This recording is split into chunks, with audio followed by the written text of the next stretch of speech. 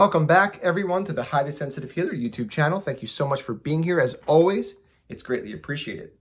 Today's video is going to be all about 3 ways to rebalance yourself after narcissistic abuse and or CPTSD.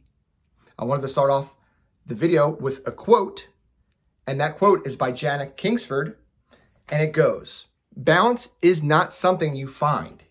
It's something you create." Again, balance is not something you find. It is something that you create. And again, Janet Kingsford said that. So, jumping right into the video after that beautifully said quote by Janet Kingsford.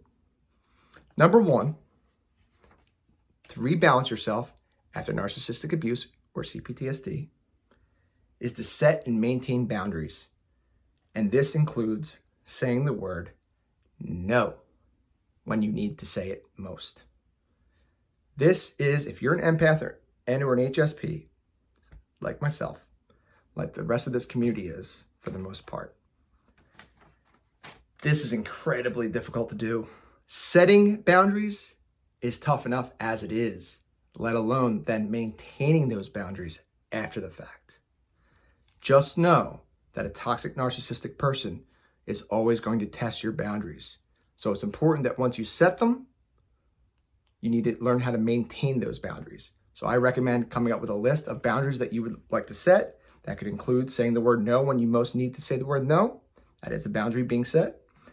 And then putting possible, I hate using the word consequences, but that's kind of what it is, using possible consequences to violating or going past those boundaries that you've set for yourself. And write a couple of them out. You know, if this person does this to this boundary and goes past it for this reason, this is the consequence. And make sure you have that list handy that you can review that and go over that whenever you need to. It's important to ingrain that in your mind and into your heart so that you do not forget. Number 2, ask yourself, what are my top 5 beliefs and values? Top 5 core beliefs and values. Beliefs and values can include things like independence, empathy, creativity, connection, compassion, nature. Which brings me to those 3 C's that I just said, which are the 3 C's of this channel here at the Highly Sensitive Healer YouTube channel. Those 3 C's are creativity, connection, and compassion. That has not changed, and that equals community. Knowing what your top 5 beliefs and values are gives you a heading in life, meaning it's a vast ocean and seas out there. It's huge. Think about it. Think about how, if you're navigating the oceans, seas, huge lakes, whatever have you, huge waterways. 70% of this earth is water. So you need to have a heading. You need to know where you're supposed to go first. Beliefs and values, core beliefs and values, knowing what those are, especially your top 5, if not top 10, can set you up in the right direction, to head in the right direction always, and to continue on that path no matter what. I will share with you my top 10 core beliefs and values that I list quarterly. So every 3 months, they change. That's how it is for everyone. I will share with you guys my top 10 core beliefs and values that I just redid not too long ago. Happiness is number 1. Balance, connection, nature, passion, creativity, compassion, patience, making a difference, and last but not least, independence. Those are my top 10 core beliefs and values that I just shared with all of you. And if you know what your top 5 or even top 2 core beliefs and values are, please comment below and let me know and let all of us know what they are. I am curious to know, and I want to hear from all of you. Remember, connection's one of the 3 C's of this channel.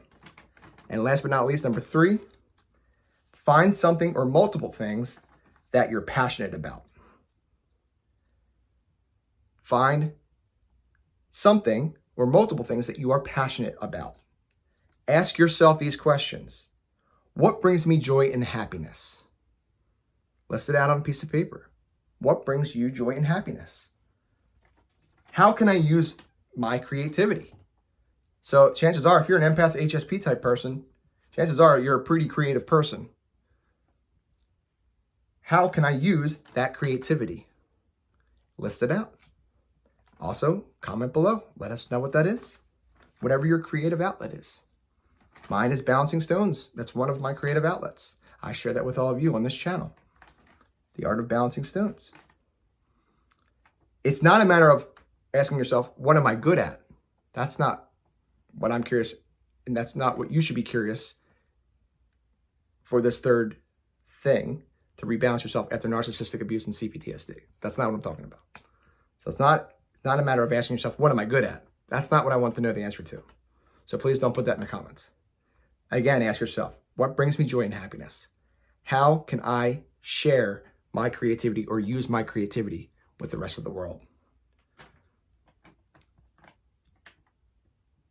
You may not know all this fully yet, but this is to get the engine kind of pumping, that thought process, that feeling process going in this area. I'm telling you, it's huge. So, and I also wanted to say, I meant to say this in the beginning of the video, but I'm going to say it at the end of the video. This video is based on my own experiences only. That's all that it is. Okay? I'm not a professional by any stretch of imagination. I'm somebody who's healing from narcissistic abuse and CPTSD or complex PTSD myself, and I'm sharing everything with all of you. That's all that it is. I am not a professional. With all of that being said, I'm going to leave you guys with what I always leave you with, and that is, of course, be kind to others. But most of all, please be kind to yourselves. It's known as self-compassion. Take care, everybody.